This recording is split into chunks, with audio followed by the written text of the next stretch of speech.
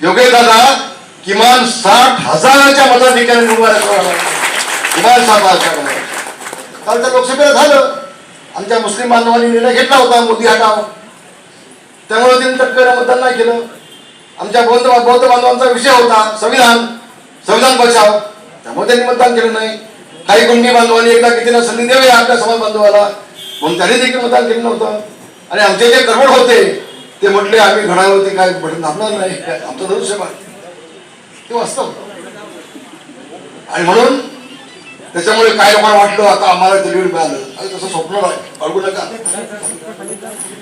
विधानसभेची ज्यावेळेला दापोली मतदारसंघाचा निकाल लागेल ना, तेव्हा उभ्या आयुष्यामध्ये योग्य दादाच्या समोर उभं राहायचं पुन्हा आपण धाडस करणार नाही आणि विश्वास माझ्या मनामध्ये.